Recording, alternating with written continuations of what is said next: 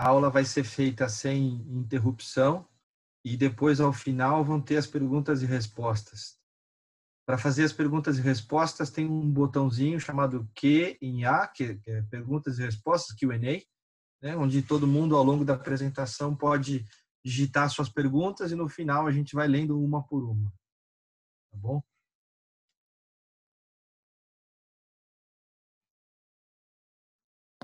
Beleza. Caio, tô aqui já.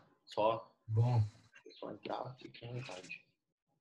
Então, vamos lá. Vamos começar. Já passou alguns minutinhos. A gente começa. Boa tarde novamente. Meu nome é Caio Sanches, sou diretor de produto da GE para Ressonância Magnética. É um prazer a gente começar a aula de hoje com o tema de difusão sintética, o nome Magic Difusão, Magic Diffusion, para qualidade de imagem consistente e tempo de exame reduzido em ressonância magnética de próstata. A gente tem aqui o Dr. Danilo Alvarez com a gente para fazer essa aula aqui. Um grande prazer. O Dr. Danilo possui graduação em Medicina pela Universidade Federal do Paraná, mesma universidade onde realizou sua residência em Radiologia, com passagens por grandes centros clínicos na Holanda, Israel e Suíça. Atualmente é o chefe de Departamento de Ressonância Magnética no Hospital do Câncer CEONC, em Cascavel, Paraná, onde lidera estudos promissores e inovadores na detecção precoce do câncer de próstata com RM. Então, vamos começar a aula. Doutor Danilo, é um grande prazer. Muito obrigado por estar aqui conosco. Fique à vontade para iniciar a sua aula. Obrigado. Eu que agradeço vocês pelo convite, Caio, e pela parceria, né, da gente estar se ajudando a desenvolver um software que talvez deixe viável, né, a gente conseguir fazer um exame com um tempo um pouco menor e com mais qualidade, não? Boa tarde a todos, meu nome é Danilo. Hoje eu vou tentar apresentar para vocês aqui parte do nosso trabalho em cima do desenvolvimento desse software com a GE, que é o Magic Diffusion, né, ou a difusão sintética. Então, o que é o Magic, né? O que é a difusão sintética? Então, vocês forem lá no site da GE e pegarem difusão, a definição do Magic Diffusion, vai estar escrito tudo isso aqui, que é uma explicação mais teórica, assim, para o que é o Magic Diffusion, não? Traduzindo de uma forma bem mais simples, o Magic é uma sequência com altos valores de B, que é calculada a partir de outros dois valores de B pré-adquiridos. Ou seja, quando você vai fazer uma ressonância de próstata, você precisa de uma difusão com alto valor de B, não? Como nós fazíamos isso antes? A gente adquiria um B baixo, de 50, um B de 800 e um B de 1400. O Magic, ele corta essa última aquisição de 1400, essa última aquisição que nós temos, que nós fazíamos, né? Pro valor alto de B, nós não fazemos mais. Por quê? O próprio software, extrapolando os valores de B baixos, né, de 50 e 800, ele cria artificialmente um B bem pesado de 1400, ou aqui nós utilizamos, além de 1400, de 2500. Então, a gente elimina uma sequência da nossa ressonância, né, do nosso exame, reduzindo o tempo de sala do paciente, né? Mas a pergunta que a gente se faz é assim, qual a principal vantagem de tirar uma sequência que a gente já tinha e introduzir uma sequência que é nova, né? Qual é o maior ganho disso? E a nossa conclusão foi o ganho de tempo, não é mesmo? Para vocês terem uma ideia, eu vou mostrar para vocês o que a gente fazia de protocolo para a ressonância multiparamétrica da próstata. Quando nós começamos em fevereiro do ano passado aqui no hospital a fazer exames em escala, esse era o nosso protocolo. Então a gente seguia todos os critérios do PIRADS, fazer um sagital T2, um axial T2 de alta resolução, um coronal T2, as difusões com B baixo de 50 e 800, e uma difusão com B alto de 1400, além das sequências em perfusão e um pós-contraste. Então, se você vê, ao lado de cada sequência tem o tempo que ela levava. Então, nós demorávamos 28 minutos para fazer um exame de próstata no início aqui, não é mesmo? Ou seja, para trocar de paciente de sala, tal, mais ou menos 35 minutos aí por exame a gente ia demorar, não é mesmo? Um pouquinho menos, talvez. Bom, progredindo, com a aplicação, seguindo a atualização do PIRADS do ano passado, que dizia que você não precisava mais fazer o sagital, axial e coronal, você obrigatoriamente deve fazer o axial, e a outra sequência, que é o sagital e o coronal, você pode escolher. Nós eliminamos o coronal T2. A gente achava que não tinha muito benefício fazer, o PIRADS autorizava, nós liberamos, isso economizou tempo. E depois, se vocês forem olhar, ao lado do axial T2 alta resolução, ele já está com tempo menor, e o axial difusão com B alto também está com tempo menor.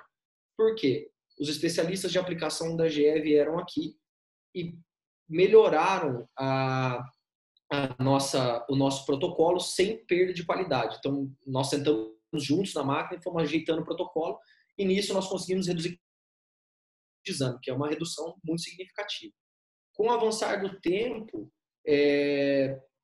com os inícios dos nossos trabalhos com o time de engenharia da GE, eu tive o prazer de trazer o Eduardo Figueiredo para cá, que para quem conhece sabe que o cara é fantástico, assim, resolve qualquer coisa na ressonância. E já de cara, vocês podem olhar que a gente conseguiu abaixar os tempos aqui. Isso a máquina já fazia, o que faltava era um ajuste fino na parte de software, não? Então a gente reduziu um pouco a qualidade do Sagital T2, né? Não muito, não precisava a qualidade que tinha. O Axial T2 alta resolução, a gente manteve a qualidade, conseguiu baixar mais de 1 minuto. E a difusão no B pesado, a gente conseguiu diminuir um pouco o tempo também. Então, se vocês for verem, ó, o tempo de exame novamente caiu. Então, a gente começou com 28 e agora está com um tempo muito menor. Bom, avançando nisso, o que nós conseguimos fazer? Com a introdução do MEDIC, a gente cortou mais uma sequência, não é mesmo? Então, onde tem o MEDIC 1400, 2500, vocês podem ver que tem 0 minutos. Por quê? Porque essa sequência ela é sintética, ela não existe fisicamente. O que existe é uma extrapolação dos Bs de 50 e 800 para criar artificialmente um B pesado, que é o que nós precisamos para avaliação da neoplasia de próstata, né? Então, com esse artifício, nós reduzimos lá, se vocês lembrarem, era quase 3 minutos o que tinha no exame do protocolo anterior que a gente adquiriu o B, então 3 minutos estão economizados, né? E se nós partimos agora, que é o que nós estamos estudando aqui, para a ressonância biparamétrica da próstata, que é onde você elimina sequências com contraste e com perfusão, nós conseguimos atingir um exame com 8 minutos e 55 segundos, não é mesmo? Então, veja, nós partimos de um exame de 28 minutos por um exame de 9 minutos, né? Isso é de suma importância para nós, não? Porque um exame de 30 minutos, para o departamento, ele paga a mesma coisa que um exame de 8 minutos. Então, se nós conseguimos manter a qualidade e manter o diagnóstico, poxa, nós ganhamos, se você tiver volume para isso, lógico, você ganha 3 pacientes no lugar que você tinha um paciente só, não é mesmo? Então tá, as estatísticas do nosso serviço são as seguintes. Nós trabalhamos com um aparelho 1,5 Tesla da GE, um GE Explorer, 16 canais, e todo o estudo foi feito em cima dele, não? Então é o seguinte, esses aqui são os dados do nosso serviço até hoje, né? Então, é o que a gente planilhou. Então, nós temos um total de 1.450 ressonâncias de próstata hoje multiparamétricas, e com o MEDIC, o protocolo MEDIC, nós acabamos fazendo 376 ressonâncias de próstata. Eu queria que vocês atentassem para os números, assim como não há diferença, pelo menos diferença estatística significante, entre os PIRADS 3, 4 e 5, não é mesmo? E quando usado o MEDIC e quando usado os protocolos normais, né? Então, mesmo com o MEDIC, acho que foi um número significativo de pacientes, né? Foi bom. E não alterou o que a gente vinha fazendo no nosso serviço, né? Ou seja, não houve uma mudança no diagnóstico por estar utilizando o MEDIC, não é mesmo? Gostaria de deixar claro também que os primeiros casos, né?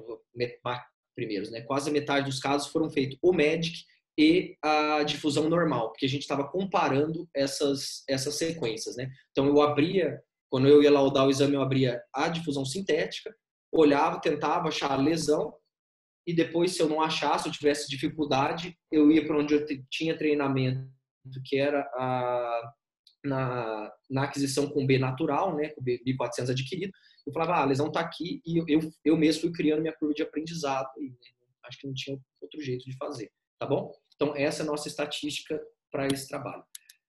Então tá, a pergunta é o seguinte, né? Já que tem esse benefício do tempo, tem prejuízo nas imagens do MEDIC quando comparados com imagens que a gente adquiriu naturalmente? Na nossa experiência, a conclusão é não tem prejuízo, né? Todas as lesões que foram visualizadas nas sequências com alto valor de B na difusão adquirida foram também visualizadas no B sintético. Como eu disse para o pessoal da GE, a minha preocupação não era eu ter uma curva de aprendizado para conseguir aprender a ver o B sintético, não. A minha preocupação era eu fazer um B sintético e essa lesão não aparecer. Ou seja, eu perder lesão, né? Eu tinha lesões no B natural e essas lesões não serem visualizadas no B sintético. Todas as lesões que foram visualizadas no B natural também foram visualizadas no B sintético. Então, assim, nesse aspecto não existe prejuízo quando você usa o MEDIC ou quando você usa a aquisição normal, tudo bem? E existe diferença nas imagens entre o MEDIC e as adquiridas naturalmente? Existem, né? Então, assim, benefícios, na minha opinião. A gente ganha tempo na aquisição do exame, o paciente fica menos tempo na mesa, ele vai mexer menos, vai ficar mais confortável para ele. Nós temos menos contaminação T2 nas imagens do MEDIC com as imagens naturais. Vou mostrar alguns exemplos depois, isso deixa a imagem mais soft, uma imagem melhor de ver. Menos artefatos em pacientes obesos. Para quem trabalha com ressonância de próstata, sabe que quando você vai fazer uma ressonância num paciente que é obeso, quando você pesa muito o valor de B, você começa a ter vários tipos de artefatos. Artefatos de dobragem, tem a interferência da imagem, isso prejudica a qualidade da imagem. Ora, como você não adquire esse B de 1400 e você está extrapolando Bs menores que não fazem artefato, é natural que você tenha menos interferência nessa imagem que você está produzindo sinteticamente. Então, para paciente obeso, muito melhor. Na mesma pegada, os pacientes que têm prótese de quadril, onde nós usamos um B de valor alto, o artefato de suscetibilidade magnética destrói mais a imagem no B natural do que no sintético. E o quinto, que é o óbvio, conforto para o paciente, né? Eu preferiria ficar na mesa 8 minutos e ter 9 minutos com diagnóstico, né? Do que ficar 28. É lógico, né? Se você for fazer com 9 e não fizer diagnóstico, não adianta nada. Mas não é o caso. Tá bem? E o que eu, novamente, na minha opinião, o que eu achei que é pior no MEDIC, entre aspas. Todos nós, radiologistas, estamos acostumados a ver o B natural, né? Então, o ruim de utilizar o MEDIC, a parte ruim, é que você precisa de treinamento para acostumar seu olho com as imagens, né? Não é muito difícil, assim, mas é diferente, né? O pessoal fala, é pior, melhor falar, não, é diferente, não é mesmo? Então, você precisa de um treinamento para isso, para conseguir visualizar as lesões do mesmo jeito que você visualizava no B, que você está acostumado a ver a vida inteira, tá bem?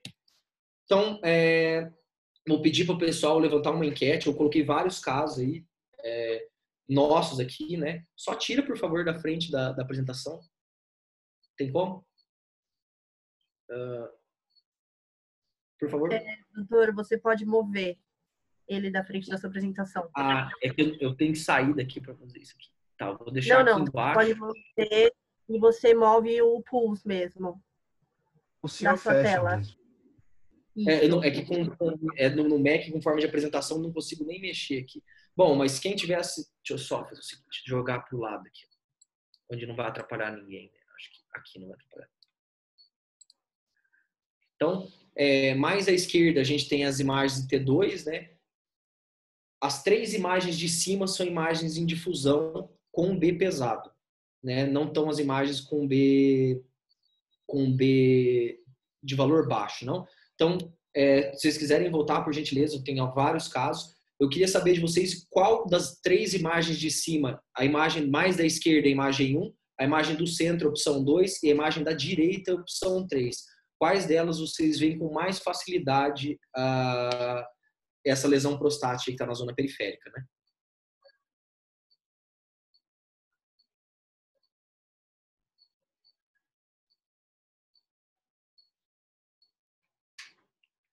tá bom? Então, nesse caso, é um paciente de 65 anos com PSA de 15, uma densidade do PSA de 0,33, uma densidade grande, volume prostático 45 gramas, e a lesão foi dada com um PIRADS 4, né? Uma alta chance, uma alta probabilidade de neoplasia prostática. Então, essa imagem é o B natural, essa é o B sintético, ambos com 1.400, e esse é um valor de B sintético de 2.500. Então, né, você vê que a gente visualiza a lesão nos três, não é mesmo? E o diagnóstico desse paciente. Deixa eu ver se isso aqui. Doutor, você consegue ver na sua tela a enquete? Ela foi finalizada já. Tá, deixa eu ver. Eu acho que eu tenho que sair da... Ixi, agora travou a apresentação. Sem problema. Caio, você pode comentar da enquete? Assim como na sua tela deve estar melhor a visualização. Eu não consegui ver Ganhou a opção na minha 2, tela. doutor Danilo. Ah, 41%. Beleza. Opção 2. B sintético 1.400. Quais foram as porcentagens? Opção 1, 32%, opção 2, 41% e opção 3, 32%. Estava próximo. Então, assim, essas são as imagens. O diagnóstico, esse paciente foi biopsiado, veio um Gleason 8, uma lesão, uma neoplasia clinicamente significante com Gleason 8, né? Então, vamos para o próximo caso. Um paciente de 74 anos, um PSA de 13, com uma densidade de 0,25, um volume prostático de 51 gramas. Deixa eu só arrastar para cá, para baixo. E o nosso diagnóstico foi um PIRADS 5 nessa lesão.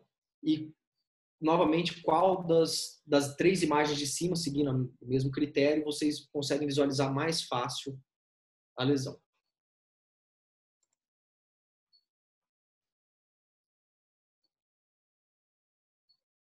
Contando os votos aqui.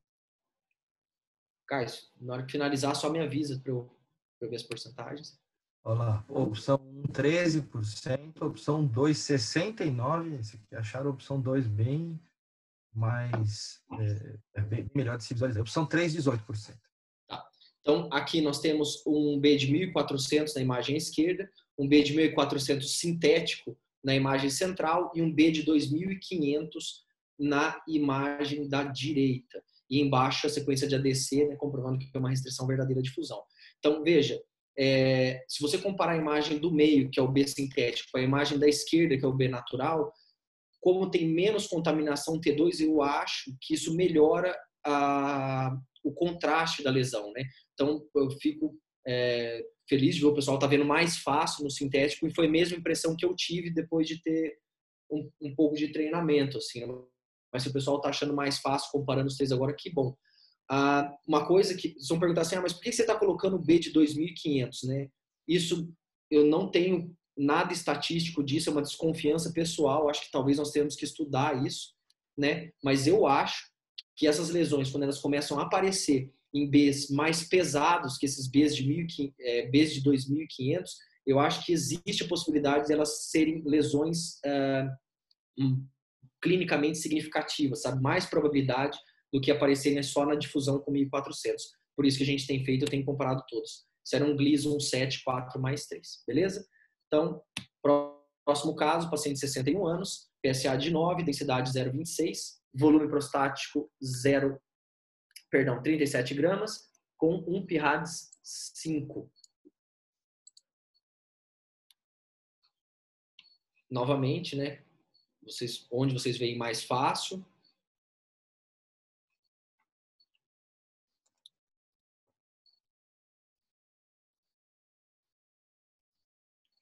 Beleza? Quais porcentagens, cara? Aqui, opção 8%, opção 2, 74% e opção 3, 18%. Tá, muito bem, né? Agora já estão meio viciados, a ordem sempre é a mesma, mas eu não me importo, assim, de vocês já saberem qual B é, né? O que eu me importo é quem está votando olhar e ver se não, eu vejo mais fácil nessa imagem. E eu também concordo, né? Eu acho que a imagem que a gente vê a lesão com maior facilidade é a imagem central, que é com B de 1.400. O resultado desse nódulo prostático, que foi um PIRADS 5, foi um Gleason 8. E note que ele aparece bem na difusão com 2.500, né? Com B sintético de 2.500.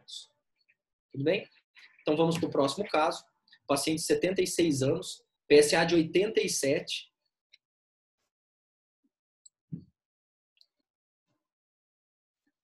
Só um segundo. PSA de 87, uma densidade de 1,9 muito alta. E esse paciente em especial já tinha sido biopsiado algumas vezes com valores, com um resultado negativo na biópsia, né? Então, mesmo esquema, né? Por favor, votem. Qual das 3 imagens vocês viram? Caio, tem o resultado? Já fechou aqui. Opção 1, 6. Opção 2, 71. E 3, 24. Que bom. Então, mesma coisa, né? A opção da esquerda é um B natural. E aqui são os B sintéticos pesados em 1.400 e 2.500. É bem importante para mim ver que realmente quem está assistindo está achando muito mais fácil ver no sintético, porque isso corrobora a minha opinião como radiologista, como especialista, né? Essa é uma lesão super difícil de ver, é uma lesão, né, mesmo laudando bastante exame, vendo muito exame, eu ainda tenho dificuldade até hoje na zona de transição, acho super difícil, e uma das coisas que eu acho que o MEDIC me ajudou muito é nas lesões de zona de transição. Eu acho que ele deixa mais claro, eu não sei porquê, né, a gente tem que procurar uma explicação para isso, mas eu me sinto mais seguro olhando o MEDIC na zona de transição. Né? Na zona periférica é mais fácil, os 2B você consegue ver, no, tanto o sintético quanto o adquirido, você consegue ver a lesão e defini-la, não? Mas na zona de transição, que já é mais difícil naturalmente, eu acho que o MEDIC tem ajudado bastante. Bom, vamos lá. Era o outro Gleason 8, 4+4. Reparem que também aparece no B sintético de 2.500. Só um segundo. Você pode retirar a enquete. Então, próximo caso. Peraí. Pode colocar de volta, por gentileza. Próximo caso, paciente de 74 anos. Deixa eu só mover a enquete para cá. 74 anos, PSA de 22, densidade de 38, volume 58, foi dado um PIRAD 5 aqui no serviço. Esses casos de zona de transição, a maioria deles, quando foram separados por pacientes que já haviam sido biopsiados de forma randômica e às cegas e vindo com resultados negativos na biópsia, né? Esse é outro resultado que veio negativo na biópsia randômica, foi realizada a ressonância, foi vindo PIRADS, e aqui no serviço, em casos selecionados, a gente acaba fazendo biópsia por fusão de imagem. Caio, por favor, tem o resultado da enquete? Olá, já mesmo resultado, opção 1, 12%, opção 2, 76% e 3, 12%. Tá bom. Então, um caso de Gleason 7, mas com 3+4, né? Eu não sei se vocês conseguem perceber, mas as outras eram quase todas Gleason 8. Esse é um Gleason 7, mas é um 3+4. Ela já não aparece tão bem na sequência com B sintético de 2.500. Né? É uma impressão minha, nós temos que estudar mais isso, mas é bom que fique essa impressão. Tomara que mais gente comece a tentar ver isso para a gente ver se isso realmente funciona. Tá bem? Então, estão acabando os casos, são alguns exemplos que eu coloquei. Vamos lá, paciente de 66 anos, PSA de 10, uma densidade de 33, uma próstata de 30 gramas com um PIRAD 5 do serviço.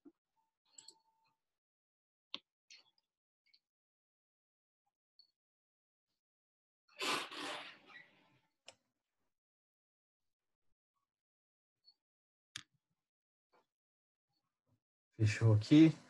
Opção 1, 11%, 2, 76% e 3, 13% também. Né? Não é mesmo? Então, nós temos um Gleason 3+4 e ele aparece na difusão com B de 2.500, mas você vê que ele aparece um pouco menos, você enxerga menos do que no B sintético de 1.400. Mas isso é só uma coisa que a gente está levantando. O que importa para nós hoje? Quando você vê essa lesão na zona periférica dessa próxima, lesão extensa, com provável infiltração extraprostática, do tecido extraprostático, numa densidade de PSA elevada, quando você vê essa lesão no T2 ali, você vai para as difusões, eu também me sinto muito mais seguro de falar no B sintético de 1.400, eu consigo ver ela melhor do que no B de 1.400 adquirido, né? Lógico que aqui a gente não consegue janelar, quando está na sua workstation você janela, faz para você bem entender, mas a minha impressão, mesmo janelando, é que o B sintético, além de você visualizar todas as lesões que você visualizaria no B adquirido, você visualiza elas de forma melhor no B sintético. Tudo bem? Acho que é o último caso. Isso é um pouquinho mais difícil.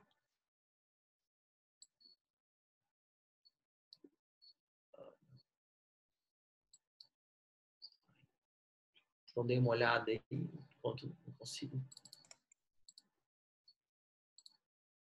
voltar.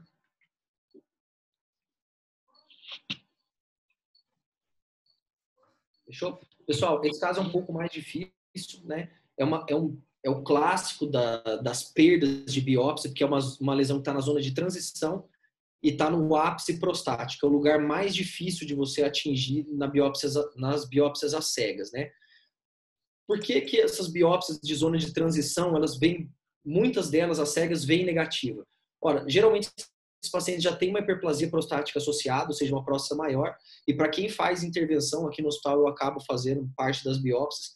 Você sabe, quando você coloca o probe endorretal e vai disparar a agulha, essa agulha avança mais ou menos 1,5 centímetro para o interior do parênquima prostático. Ora, essas lesões de zona de transição, geralmente elas ficam mais que 1,5 centímetro da borda do reto ali, onde você está com a agulha. Então, não importa o que você fizer, você não vai alcançar a lesão. E se você não alcançá-la, né, você não vai conseguir fazer diagnóstico. Esses casos em específico, a biópsia por fusão de imagem entre ultrassom e ressonância ajuda muito.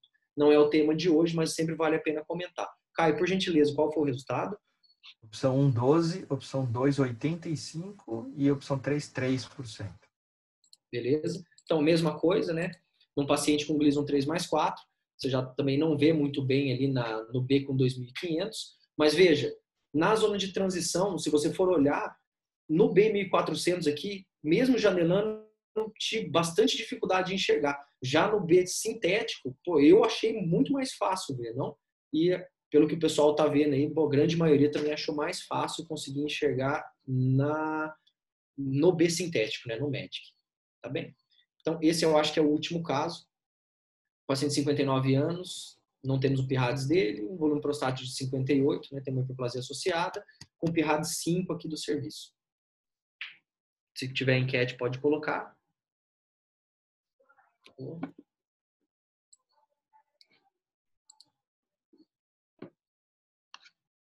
Outro caso clássico de neoplasia de zona de transição, no ápice, na transição do ápice com terço médio.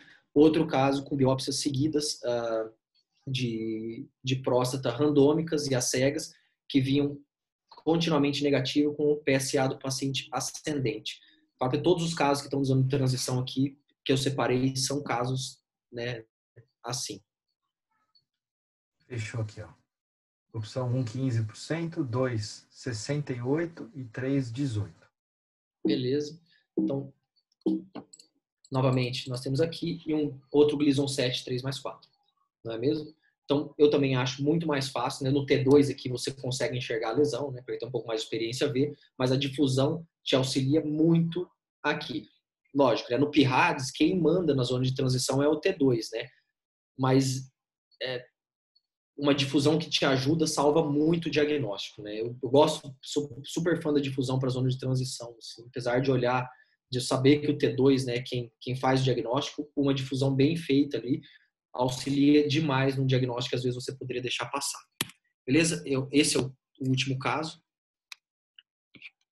Por favor, se vocês quiserem colocar a enquete, um paciente de 71 anos, PSA de 29, uma densidade de 0,4 e um volume prostático 72 e um PIRADS 4. Esse está um pouquinho mais difícil de ver a lesão.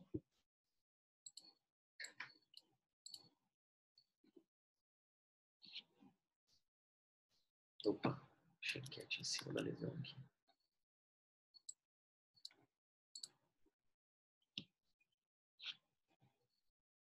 Beleza? Caio, por gentileza. Deu aqui opção 1, 3%, opção 2, 95% e opção 3, 3%. Tá. Então, é uma lesão de zona periférica, a gente consegue enxergar no T2 um pequeno nódulo com baixo sinal, um pouquinho irregular. Na sequência esquerda é o B normal, nosso B adquirido, B sintético, B de 2.500. Esse aqui é um exemplo muito bom de como fica muito mais fácil, né? Você tem um contraste muito maior no B sintético do que no B natural, não? Então, nesse caso aqui, fica bem fácil de você evidenciar a lesão, né? Uma lesão que às vezes pode passar despercebida, né? Uma lesão muito pequenininha, né? E foi biopsiada, essa lesão por fusão, lesão com 5 milímetros, a gente acertou o lugar da biópsia, um Gleason 7, uma neoplasia clinicamente significante. Beleza? Então, tá bom? Conclusões dessa apresentação que a gente fez com vocês, conclusões do nosso serviço, é que o MEDIC, ele reduz o tempo de exame, eliminando a aquisição das sequências de difusão com altos valores de B, sem prejuízo à interpretação de imagem. Ou seja, você diminui o tempo que você tem, isso para o seu serviço, para o nosso serviço, para qualquer serviço, é extremamente importante. Lembre que nós começamos com um protocolo de 28 minutos e estamos com um protocolo de 8 minutos e 55 segundos. Então, tempo é dinheiro e tempo é máquina também, né? Tempo é slot de máquina. A gente não pode se ater só a ser radiologista e querer laudar uma coisa super boa se a empresa, né, que está fazendo esse exame para você não vai para frente. Ela vai quebrar e você vai ficar sem emprego, não é mesmo? Então, o médico ajuda essa redução do tempo sem prejuízo à imagem, né, sem prejuízo ao diagnóstico. Menos artefatos, por motivos que nós já explicamos, menos artefatos em pacientes obesos e sempre prestar atenção na curva de aprendizado do médico radiologista. Esse é o único ponto que eu acho que a gente tem que pegar de ressalva do MEDIC, porque não é uma sequência que as pessoas estão acostumadas a olhar no dia a dia. Mas, olha, se você aprendeu a olhar num B natural, e hoje aqui, para grata surpresa, né, a maioria das pessoas que está assistindo acha mais fácil ver no B sintético, acredito eu que seja até mais fácil aprender, né? É só você ter um pouquinho de volume, um pouquinho de atenção, que eu acho que isso tende a ser muito promissor, não é mesmo? Bom, é o fim da nossa apresentação. Muito obrigado a todos pela atenção. Obrigado, doutor Danilo. Acho que a gente pode começar agora as perguntas e respostas. A gente recebeu algumas aqui através do chat, né? Então, vou começar a ler aqui. Então, okay. Vamos. Alex Silva pergunta aqui, boa tarde, doutor. Poderia explicar a importância da multiparametria em relação à biparametria e a melhor forma de identificar lesões prostáticas sob o olhar técnico? Bom, a ressonância multiparamétrica é porque ela possui múltiplos parâmetros, né, que são 3. A imagem anatômica, que é o T2, a imagem em difusão e o terceiro parâmetro seria a perfusão. Para que serve a perfusão hoje na ressonância magnética da próstata? Nas lesões de zona periférica, quando você tem dúvida diagnóstica, né, quando você está entre um PIRADS 3 e um PIRADS 4, se essa lesão tiver perfusão quente, você eleva o PIRADS dela para 4. Ou seja, ele é um desempate entre o PIRADS 3 e 4. Então, você está ali com a difusão e com o T2, você está um pouco em dúvida, você faz uma sequência de permeabilidade e perfusão, essa lesão aparece uma lesão quente, com contraste, você fala, opa, tem o fator de desempate aqui. Então, essa lesão, que era para ser um PIRADS 3, eu elevo ela para PIRADS 4, né? Isso é uma ressonância multiparamétrica e esse é o valor da perfusão. O que acontece na nossa experiência aqui? Depois de um tempo, a gente viu que a perfusão não estava ajudando mais, assim, né? A gente não fazia mais diagnóstico. Na minha opinião, é muito melhor você confiar na difusão do que na perfusão. Tinha casos nossos que você tinha uma difusão meio menos, você não estava acreditando tanto, a perfusão vinha quente, a biopsiar dava alteração inflamatória, né? Agora, quando você tem uma lesão que tem uma difusão importante, né? Tá bem restrita a difusão, na grande maioria das vezes a biopsia ela vem positivo e ela vai ter perfusão positiva também, não é mesmo? Mas olha, se eu pensar que as que eu estou em dúvida, a perfusão às vezes está me levando para um caminho que não é o melhor, por que eu vou fazer, né? Agrega tempo, né? Que é, como já falado pelo médico, é um fator super importante para nós transformarmos a ressonância de próstata na mamografia do homem. Então, para isso acontecer, a gente tem que ter um exame com tempo baixo.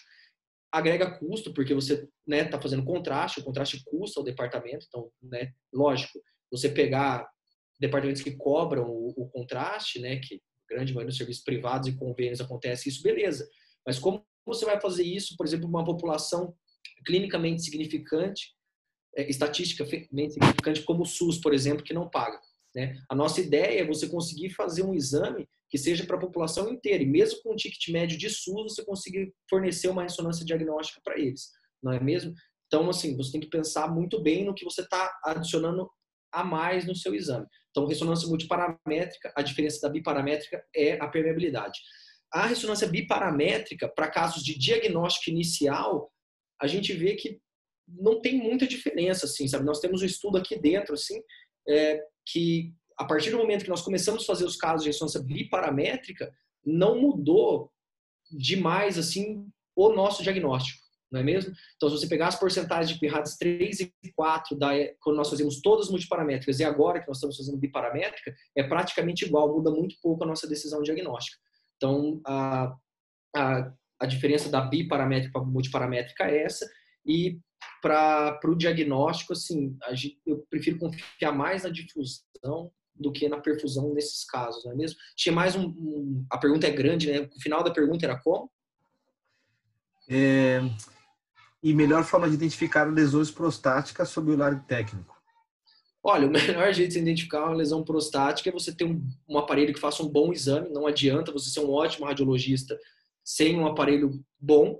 E quando eu falo aparelho bom, não me refiro a aparelho 3 Tesla, né? Eu acho que os aparelhos 1,5 Tesla hoje conseguem fazer diagnóstico. Nós aqui trabalhamos no aparelho 1,5 Tesla, não em 3. E olhando para os trabalhos de fora, assim, que trabalham com 3 Tesla, não acho que tenha tanta diferença entre as nossas estatísticas e as dele. Lógico, né? Não estou dizendo que o aparelho 3 Tesla não faz o exame melhor, ele faz. Meu questionamento é assim, se ele faz mais diagnóstico, né? Então, óbvio, você tem que ter um aparelho bom. 1,5, 3, se o seu 1,5 fizer um bom exame, ótimo, vai em frente. E outra é um treinamento bem feito, né? Próstata é um não sei se a maioria das residências, pelo menos eu quando eu fiz meu R3, assim, não tinha muito, só quando acabei indo para fora do país tinha um pouco mais, mas não tinha, então não sei se o pessoal tem muito contato, mas das palestras que eu vejo do pessoal de São Paulo, assim, né, que eles estão bem na frente do nosso, assim, eu vejo que eles sempre batem na tecla que para você começar a laudar, você tem que ter um N de 50, 100 exames para poder estar treinado. Então, é igual tudo, né? Um aparelho bom com um radiologista treinado. Beleza? Espero ter respondido suas perguntas. Bacana. O Frederico pergunta aqui, parabéns pela apresentação. Qual seria, então, a dificuldade do radiologista no diagnóstico, sendo que o B sintético possui uma maior escala de contraste e melhor definição de bordas e estruturas que o B real? Então, a dificuldade, Frederico, não é... Como é que eu vou te explicar isso? O meu medo era fazer uma coisa assim e você, por falta de treinamento, você não conseguia enxergar, não. Se você pegar esse exame e só fizer o MEDIC, só ele, você não tem o B1400 do lado adquirido para você comparar. No começo, pelo menos, né? As pessoas são diferentes. Eu senti um pouco de dificuldade no começo, porque era uma imagem estranha a mim. Depois que você se acostuma a ela, que você aprende a ver lesões nesse tipo de imagem, eu concordo que é bem mais fácil, né? Tem melhor sinal, tem melhor contraste, a imagem é melhor, você observa tudo. Mas eu acho que, assim, você fazer ressonância de próstata, está acostumado a um B adquirido e ir direto para um B sintético, talvez você sinta dificuldade em ver a lesão porque você não está acostumado à imagem. Mas a partir do momento que você se acostumou, e a palavra acho que é acostumar mesmo, né? Porque é só treinar o olho. Depois que você se acostumou, pô, a imagem é desse jeito, aí com certeza é muito mais fácil, né? Eu pelo menos, na minha experiência, eu acho mais fácil. Ótimo. O Noé está perguntando aqui também, espetacular a apresentação e uso das ferramentas. Doutor Danilo, muito obrigado.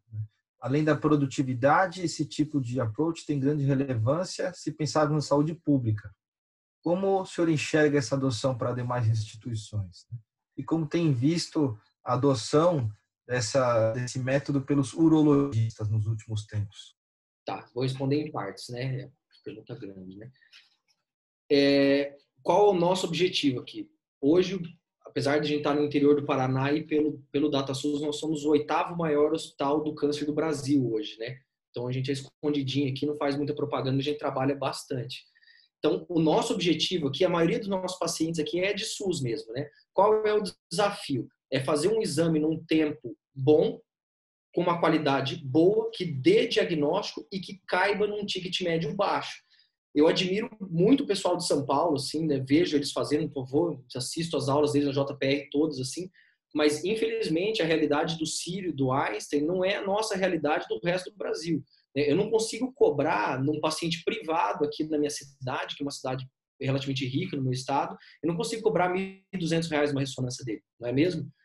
E esse paciente carente, ele não vai ter isso para pagar nunca, né? Por outro lado, tem uma empresa que precisa ter lucro, a empresa precisa funcionar, não é mesmo? Máquina, bom, até onde eu sei, a GE não está doando máquina para a gente ainda, mas se quiserem começar, agradeço. Mas, por enquanto, nós temos que comprar ainda e fazer essa máquina render para a empresa, não é mesmo? Então, a maneira de se fazer isso é você ter um exame bom com tempo baixo. E a minha visão é que isso não é só para próstata, tá? Até na Radiographics saiu um artigo alguns meses atrás aí de um cara falando de radiologia abdominal, que cada vez mais nós vamos fazer exames focados, né? Nós não vamos mais fazer um exame que era um exame de abdômen, faz todas as sequências de abdômen. Não tem porquê. Pô, você está pesquisando, sei lá, um nódulo hepático, tem algumas coisas que você não precisa fazer, não é mesmo? Então, assim, para você difundir isso, que é o nosso objetivo hoje. Oi? Tá, Caio, tá funcionando ainda? Tá funcionando. A tela pode compartilhou. O nosso objetivo hoje aqui interno, e que é o nosso trabalho com a GE e hoje, é desenvolver algo para a população mesmo. Ora, você veja, hoje quantos por cento da população brasileira tem acesso à saúde suplementar? É 22%. E com essa crise agora vai piorar. Quem atende os outros 75%, 77% da população? Esses pacientes não fazem ressonância? Não fazem tomo? Ora, os nossos pacientes do SUS aqui em Cascavel hoje, da oncologia, nenhum vai para a cirurgia sem estar estadiado com PET-CT ou ressonância. E veja, nós fazemos muito SUS aqui, não? Então, nosso desafio todo dia é fazer assim, que isso dê resultado para o paciente e dê resultado para a empresa, porque não é hipocrisia nenhuma você fazer o seu trabalho gerar lucro para uma companhia que está investindo em você, não? Você tem que pensar nisso sempre. Ora, se você for fazer uma coisa muito boa de qualidade, isso não render para a companhia vai quebrar. Aí você não vai fazer nada, não é mesmo? E quanto à aceitação pelos urologistas, é difícil. É um pouco difícil, assim, porque alguns deles interpretam que eles estão perdendo a propedêutica, né? Veja, em todos esses estudos aí, qual deles a gente falou em toque retal? Né? Eu não vejo mais por que fazer toque retal, né? Eu acho que não adiciona muita coisa, né? Isso é parte da propedêutica do urologista, isso é o que traz o paciente com o urologista, não é mesmo? E muitos desses pacientes com PSA alterado, quem faz a biópsia? É o urologista que faz biópsia cegas.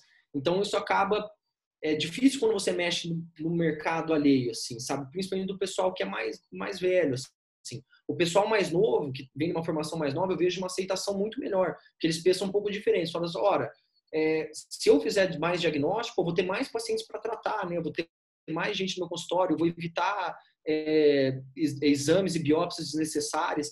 Então, é bem complicado, assim, né? Às vezes nós fazemos eventos aqui e eu sinto mais facilidade, né, do oncologista, do urologista mais novo vir para o lado da ressonância do que do mais velho, assim, sabe? Mas é trabalho de formiguinha, né? Você faz um trabalho, apresenta, fala, é superior, né? O que você acha? Aí você faz mais um trabalho, fala, continua sendo superior, o que você acha? E vem trazer, né? É uma cultura de 30 anos, 40, sei lá, que eles vem sendo feito isso, não? Então é um pouco difícil mudar. Mas tem que ter ciência, é ciência. Você vai fazendo e vai mostrando resultado. Uma hora o próprio paciente vai se convencer que isso é melhor, vai ficar mais fácil, mas é um pouco difícil, assim, não é tão fácil, né, quanto a gente gostaria que fosse. Bacana. Eu acho que dá tempo para mais uma pergunta aqui, viu, doutor Danilo? Fique à vontade.